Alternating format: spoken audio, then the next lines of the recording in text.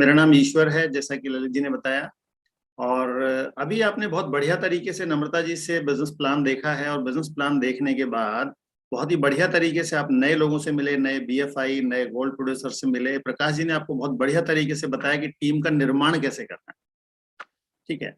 मुन्ना जी ने बताया कि अंटालिया घूमने का मजा क्या है और आबू धाबी घूमने का मजा क्या है। और मैं सच आपको बताऊं, महसूस भी वही आदमी कर सकता है जो कभी घूमा। जिसने देखा ही नहीं है तो उसके लिए महसूस करना बड़ा मुश्किल काम है। आपने गुड़ खाया नहीं है तो गुड़ का टेस्ट कैसा होता है कोई कुछ भी बता दे, आपको उस बारे में आइडिया नहीं लगता है। इस बिजनेस को जब हमने शुरू किया था तो हमारा अपना ट्रेडिशनल बिजनेस था, उसके साथ साथ हमारे दोस्त ने अपॉर्चुनिटी हमें दिखाई थी और हमने इसको शुरू किया जस्ट कि चलो करके देख लेते हैं। ठीक है। और प्रोडक्ट यूज किए, प्रोडक्ट अच्छे लगे, और उसी दौरान मुलाकात हमारे अपलाइन विनोद जी, संगीता जी, राम राकेश जी, प्रियंका जी, सचिन जी, अलका जी से हुई। और इन लोगों से मिलकर हमें लगा कि इस बिजनेस में कुछ तो ऐसा है जो मार्केट के दूसरे काम में नहीं है, क्योंकि हमारा तो अपना ट्रेडिशनल बिजनेस था जहाँ लेग पुलिंग के अलावा कोई काम ही नहीं था। ठीक है। और यहाँ पर लोगों को अपलिफ्ट करने की बात थी, लोगों के सपनों को पूरा करने की बात थी, तो हमें लगा इस बिजनेस में कुछ खास चीजें हैं और इसलिए हम इस बिजनेस में टिक गए। देन हमें एक सेमिनार में जाने का मौका मिला और वहां जाके हमने डिसाइड किया कि इस बिजनेस को क्यों बिल्ड कर लेना चाहिए। आपको मैं एक चीज जरूर बता सकता हूं कि जब आप इस बिजनेस में होते हो तो ये बिजनेस उतना काम नहीं करता, लेकिन जब ये बिजनेस आपके अंदर चला जाता है तो ये 100% काम करता है। दूसरी इंपॉर्टेंट चीज, सफल होना और सफल बने रहना दोनों अलग अलग चीजें होती है। सफल होने के लिए जो काम करने होते हैं, सफल बने रहने के लिए कुछ डिफरेंट चीजें होती है जो आपको समझनी होती है और करनी होती है। बहुत सारे लोग एमवे बिजनेस में आते हैं, एक लेवल तक आते हैं, लेकिन उस लेवल पर टिक पाना और लेवल से और आगे जाना उनके लिए आसान नहीं होता है। आज मैं बात करूंगा कि सफल होने के बाद सफल बने रहने के लिए क्या करना चाहिए। और सफल बने रहने के लिए जो सबसे महत्वपूर्ण चीज है वो है आपकी आदतें। आदमी बनाता है अपनी आदतें और उसकी आदतें बनाती है उसका भविष्य। अच्छी आदतों को अपनाने में जोर पड़ता है, लेकिन उनके साथ जीना बहुत आसान होता है। बुरी आदतों को अपनाना बहुत आसान होता है, लेकिन उनके साथ जीना बहुत ही मुश्किल होता है। आप कुछ भी करते हो उसकी आपको क्या करनी होती है, एक हैबिट डालनी होती है। बचपन में जब स्कूल जाते थे तो वहां भी यही सिखाया जाता था, अच्छा एसोसिएशन, यूनिटी, उसके ऊपर कहानियां सुनाई जाती थी कि एसोसिएशन अच्छा, एप्पल वाली स्टोरी सबने सुनी है। यूनिटी के लिए आपको टुकड़े, लकड़ी के टुकड़े तोड़ने वाली कहानी हमेशा सुनाई जाती। तो वो सारी चीजें इस बिजनेस में जब आप आते हो तो आपको पता चलता है उनका महत्व क्या है। ठीक है। तो हम बनाते हैं अपनी आदतों को। हर बिजनेस में सफल होने के लिए कुछ आदतें जरूरी होती है। ऐसे ही जब हम एमवे बिजनेस की बात करते हैं तो यहां पर कुछ ऐसी आदतें जो धीरे धीरे डेवलप की जाती है। किसी भी काम को जब 20 दिन आप लगातार करते हो तो वो आपकी हैबिट में आ जाता है, और जब लगातार 90 दिन करते हो तो वो परमानेंट हैबिट में आ जाता है। और एमवे बिजनेस में जैसा कि प्रकाश जी ने बताया कि आपको कैसे लिस्ट बनानी है, कैसे प्लान दिखाना है, कैसे इनवाइट करना है, कैसे फॉलोअप करना है, यही चीजें जब आपकी आदत में आ जाती है तो आपके लिए इस काम को करना आसान हो जाता है। जब आप उस काम को सीख रहे होते हो तो वो काम मुश्किल लगता है। आप कार को जब चलाना सीख रहे होते हो तो बहुत मुश्किल काम होता है, क्योंकि आपको स्टीयरिंग भी संभालना है, आपको हॉर्न भी बजाना है, आपको क्लच, ब्रेक, एक्सीलेटर का कम्युनिकेशन भी बिठाना है, साथ में आपको गियर भी चेंज करना है, आपको लेफ्ट राइट का इंडिकेटर भी देखना है, सारी चीजें देखनी है। एक साथ आपको 4-4 मिरर भी देखने होते हैं, लेफ्ट वाला, राइट वाला, पीछे वाला, सामने वाला, सब देखना होता है। लेकिन जिसने कार चलाने में एक्सपर्टीज हासिल कर ली, उसके बाद आप बताओ कार चलाना कितना आसान होता है। आप कार ड्राइव कर रहे होते हो, आपको सोचने की जरूरत नहीं पड़ रही होती है, आप बगल में आपकी वाइफ बैठी है उससे बात भी करते रह सकते हो, कई लोग तो कुछ खा भी रहे होते हैं और कार भी अपने आप चल रही होती है।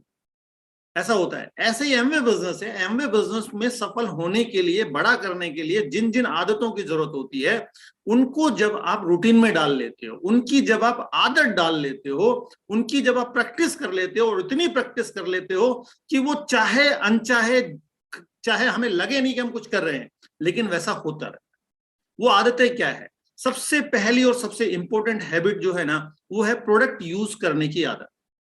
एक बार कॉन्शियसली इन प्रोडक्ट्स की जानकारी लें, उनको समझें, उनके फीचर्स को समझें, उनकी क्वालिटी को समझें, उनके बेनिफिट्स को समझें, और उन प्रोडक्ट्स से हमारे कौन कौन से सपने पूरे हो सकते हैं उन सारी चीजों को समझ लें एक बार, और उसके बाद उन प्रोडक्ट्स को लगातार यूज करना शुरू करें। एंड नेवर, कभी भी जिंदगी में क्वेश्चन ना लगाएं कि इस प्रोडक्ट को यूज करने से क्या होता है। इन प्रोडक्ट्स को यूज करने से आपकी जिंदगी का हर वो सपना पूरा हो सकता है जो आपके लिए आज सपना है, वो कल हकीकत हो सकता है। बस एक ही चीज है, प्रोडक्ट को समझें, जानकारी लें। एमवे जूम के ऊपर आपको बहुत बढ़िया तरीके से जानकारी दे रही है। अपनी अपलाइन के साथ बैठे, उनसे जानकारी लें और 100% यूज करें। 100% का मतलब क्या होता है मैं आपको बताता हूँ। हमारा अपना मिल्क केक का काम था।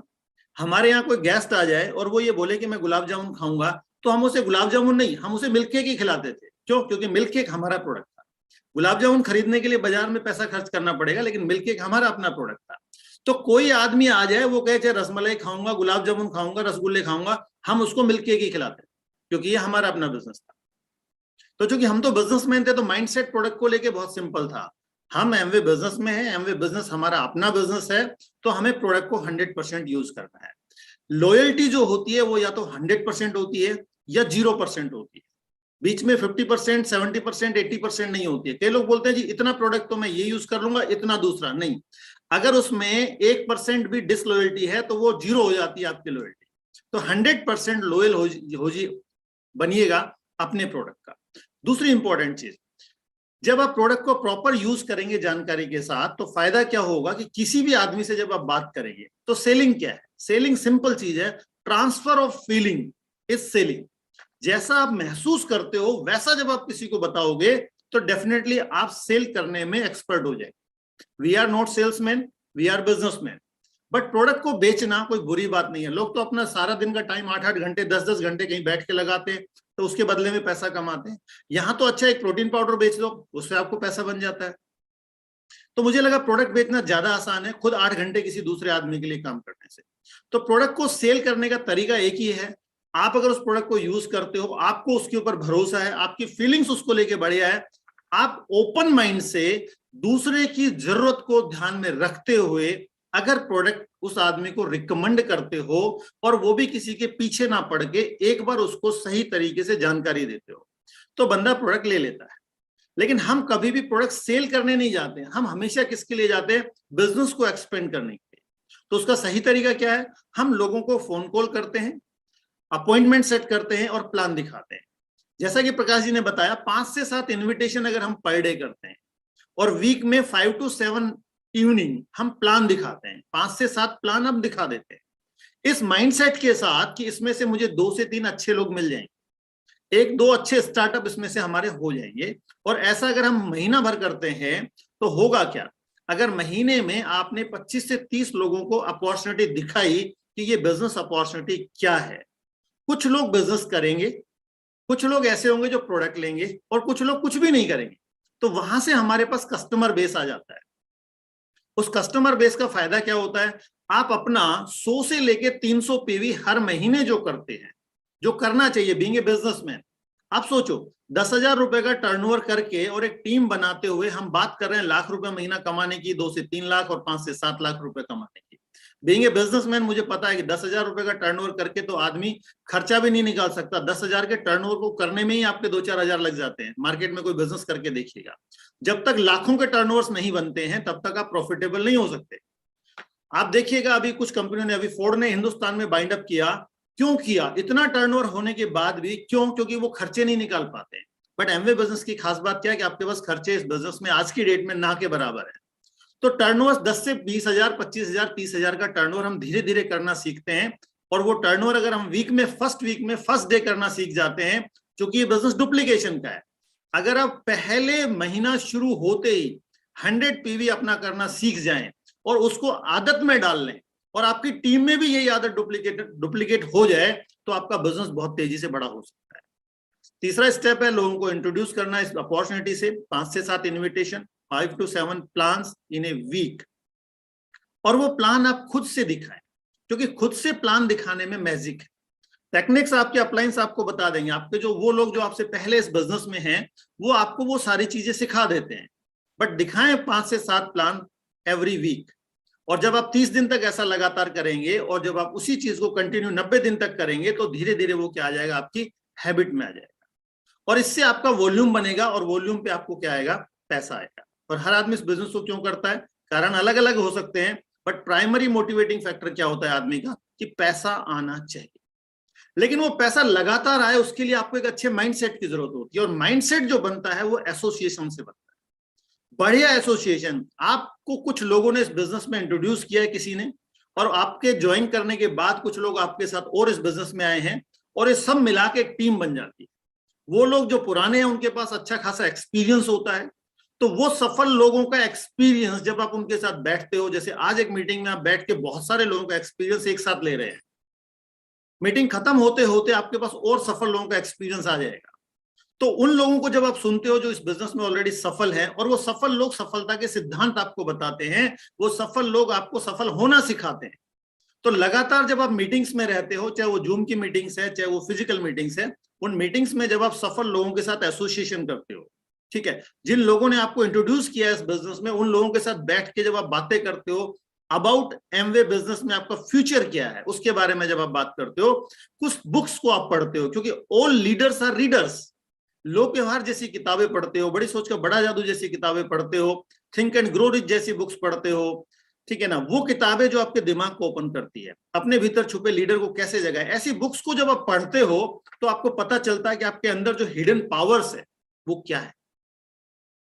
उसके बाद कुछ सफल लोगों को हम बार बार सुनने के हमारे पास बहुत सारे तरीके हो सकते हैं, जिनके द्वारा इस बिजनेस में जो लोग सफल हैं, मैं बात नहीं कर रहा हूं अंबानी को सुनने की या किसी और को सुनने की, मैं बात कर रहा हूं जो एमवे बिजनेस में सफल हैं, they are emerald, founder emerald, diamond, crown investors, उनकी लाइव स्ट्रीमिंग जो है वो आप सुन सकते हो। उसको सुनने से क्या होता है, आपका माइंडसेट डेवलप होता है। एक छोटा सा एग्जांपल मैं आपको बताता हूँ। सुबह मैं मॉर्निंग वॉक पे होता हूँ, और जब मॉर्निंग वॉक पे था तो मेरे से एक आदमी ने पूछा कि आप कितने चक्कर लगाते हो पार्क। मैंने कहा आप करते क्या हो, तो उन्होंने कहा मैं तो जॉब करता हूँ। मैंने कहा देखो मैं तो कभी काउंट करके चक्कर नहीं लगाता, मेरे पास जितना टाइम होता है या जब तक मेरी बॉडी अलाउ करती है मैं चक्कर लगाता रहता हूँ। क्या फर्क है एक बिजनेसमैन में और एक जॉब में? जॉब वाला आदमी हमेशा एक बात जरूर सोचता है, 99% लोग, कितना कम से कम करके नौकरी चलती रह सकती है।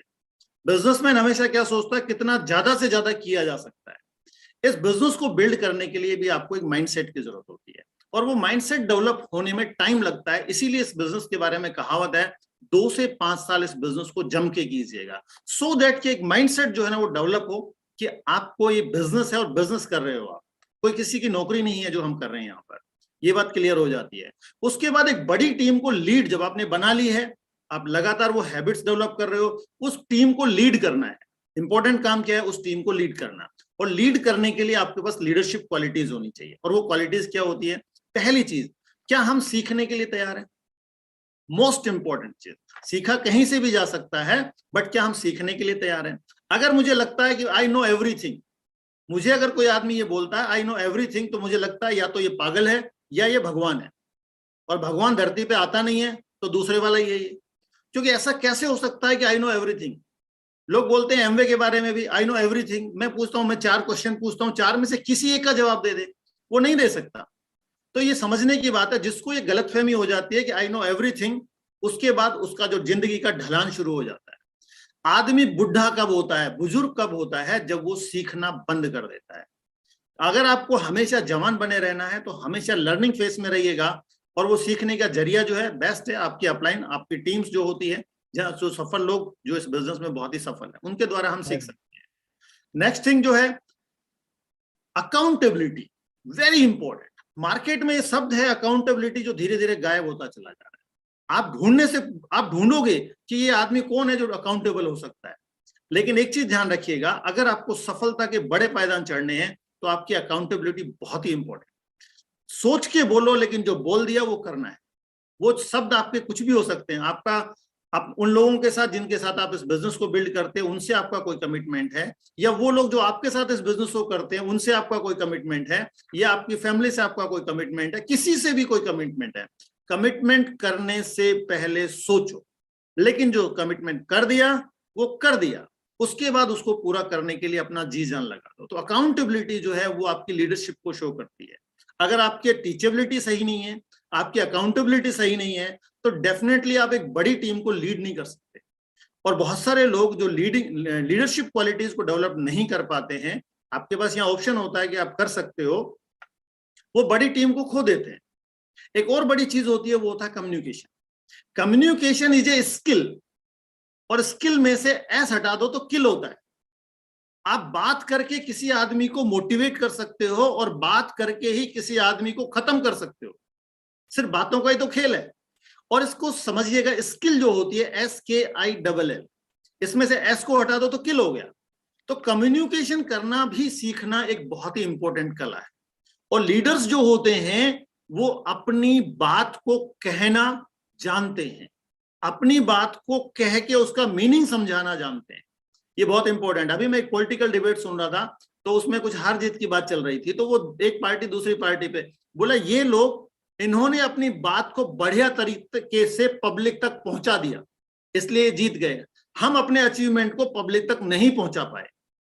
क्वेश्चन ये है कि आपका अचीवमेंट क्या है वो मैटर नहीं करता, लेकिन क्या अपनी बात को आप लोगों तक पहुंचा पा रहे हैं और सही वे में कम्युनिकेट कर पा रहे हैं, तो आप ऊपर की ओर जाएंगे। तो इस बिजनेस में भी यही खास बात है, क्योंकि ये भी लोगों का बिजनेस है। तो अगर ये छोटी छोटी आदतें, 100% प्रोडक्ट के प्रति लॉयल्टी, 10 से 15 रिटेल कस्टमर, 5 से 7 invitation per day, 5 to 7 plan in a week, आप करते चले जा रहे हैं, अच्छी बुक्स पढ़ रहे हैं, जो आपके वो लोग जो बिजनेस में पहले से सफल है वो रिकमेंड आपको करते हैं, उन्हीं लोगों को आप सुनते हैं, एक अच्छे एसोसिएशन में आप रहते हैं, सीखने के लिए तैयार हैं, आप अपने शब्दों के प्रति ईमानदार हैं और आपका कम्युनिकेशन स्किल लगातार इंप्रूव करता चला जा रहा है, तो आप देखिएगा क्या हो सकता है। आप अगले साल में प्लेटिनम जा सकते हो और साल का रुपया बनाओगे 10 से 12 लाख और गोवा का ट्रिप मिलेगा। आप उससे अगले साल और उससे अगले साल में फाउंडर प्लेटिनम भी जा सकते हो। आप एथेंस के ट्रिप पर जाएंगे और रुपया कमाएंगे 20 से 22 लाख रुपए। आप इसी काम को लगातार डुप्लीकेट करते जाइएगा, आप एमरल्ड जाएंगे 30 लाख रुपए और फाउंडर एमरल्ड जाएंगे तो 40 से 50 लाख रुपए बनता है। 4 साल अगर इस बिजनेस को तरीके से सीखते हुए, अकाउंटेबिलिटी के साथ, टीचेबिलिटी के साथ कर लेते हो, तो आप 1 करोड़ रुपए इस बिजनेस से बना सकते हो और आपकी लाइफ जो है वो आपके हाथ में आ सकती है। तो मैं तो इतना ही कहना चाहूंगा, इन कामों को करिएगा, दिल से करिएगा, एक दिन आपका होगा। Wish you all the best and good.